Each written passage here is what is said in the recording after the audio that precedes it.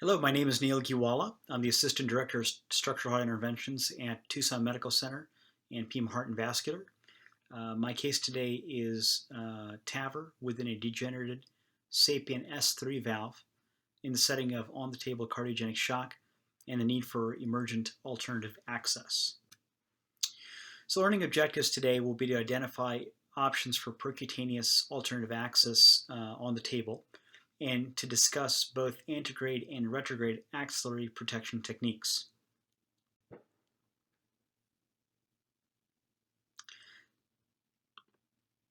So this patient is a 69-year-old female. She has a history of coronary artery disease and has had a prior CABG. Her grafts are patent. She also has hypertension, hyperlipidemia, and has had severe aortic stenosis with a TAVR in 2016 with a 20 millimeter SAPIEN 3 valve. She also has a history of chronic kidney disease. The patient has been hospitalized with congestive heart failure once in the past, and the patient was found to have degeneration of her existing 3-year-old SAPIEN S3 with severe stenosis. The mechanism of the failure of the S3 was leaflet mediated, and a cardiac catheterization was performed, and there was no evidence of subvalvular gradient.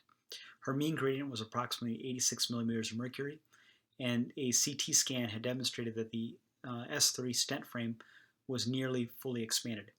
There was postulation that the patient may have had subacute hypotenuation leaflet thrombosis, which may have led to early degeneration of the valve.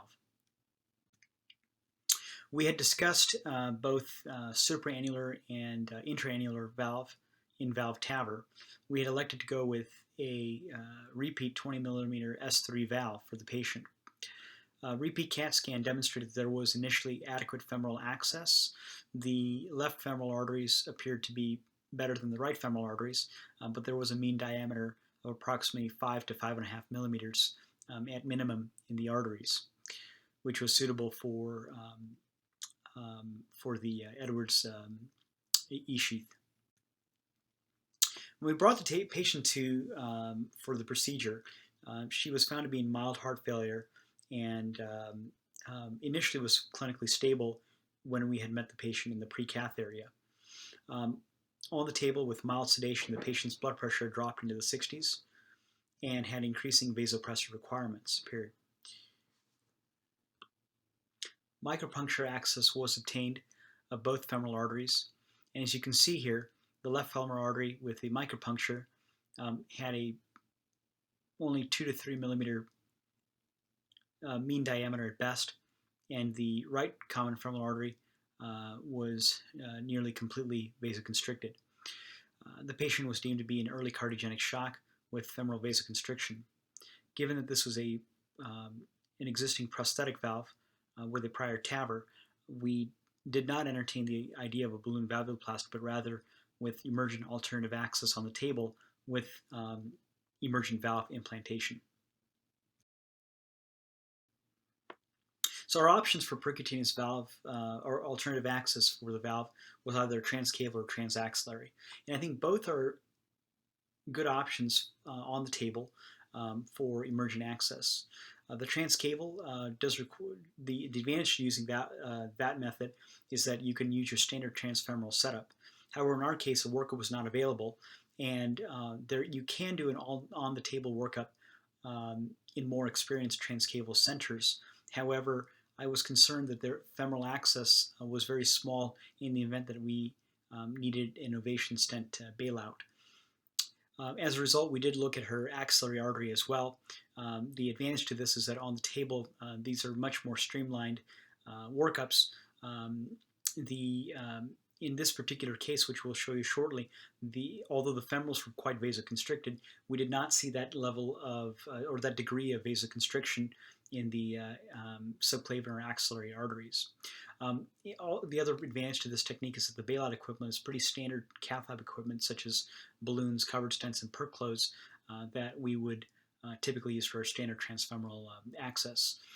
The disadvantage to this is that the ergonomics are different and just require urgent cath lab rearrangement. And in this case, we did decide to intubate the patient. So we decided to go with percutaneous transaxillary access, and there's two different ways that you can protect the axillary artery. You can use a transfemoral bailout approach or a transradial bailout approach.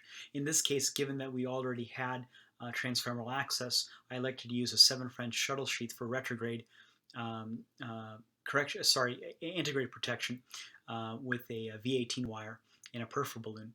However, in other cases, you can use retrograde protection using a 7 French slender sheath in the left radial artery with protection of the V18 wire, which would be sitting in the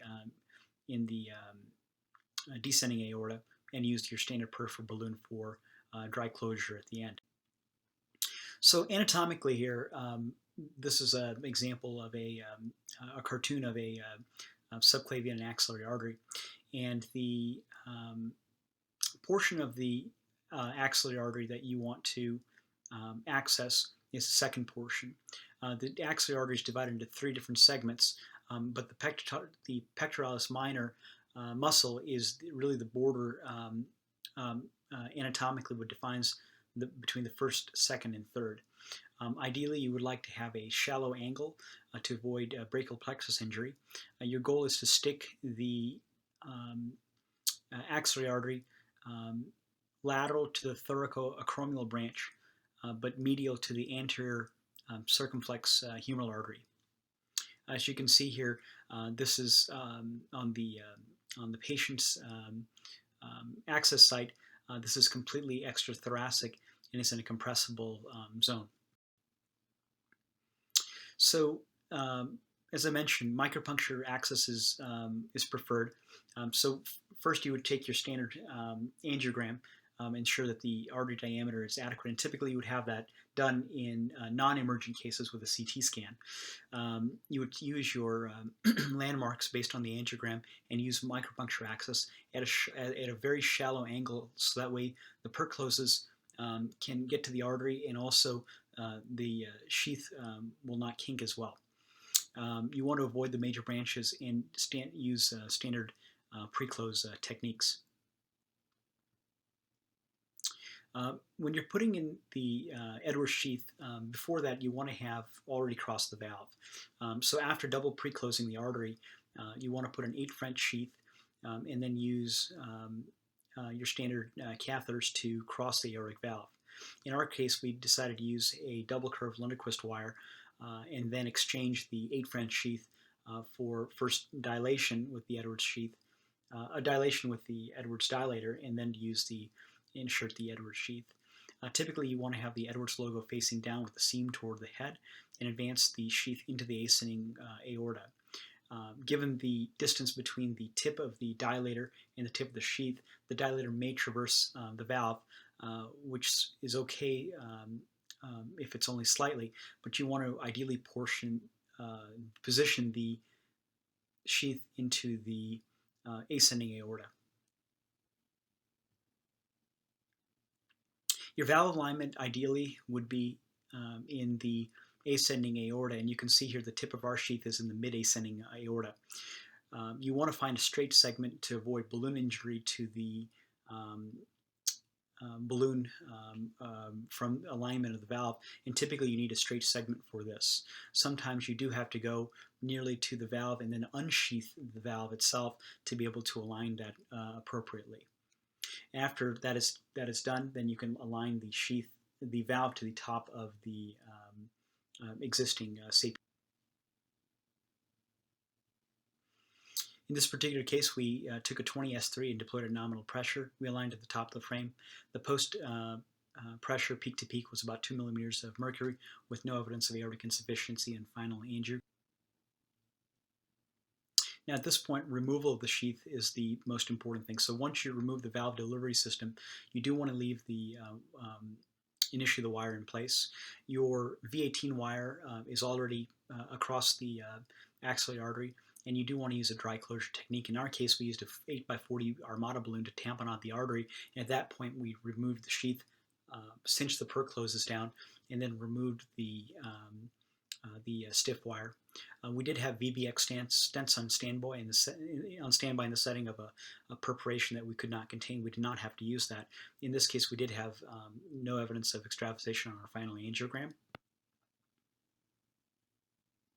In this particular case, we did use a 20S3 valve and valve, but you could have considered a supraannular evolute R, which would have been a good argument given that a 20S3 in the past has failed. We did decide to send the patient home with a short-term empiric anticoagulation with Coumadin for about 6 months, and the patient did recover hemodynamically almost immediately after the procedure and went home within 48 hours.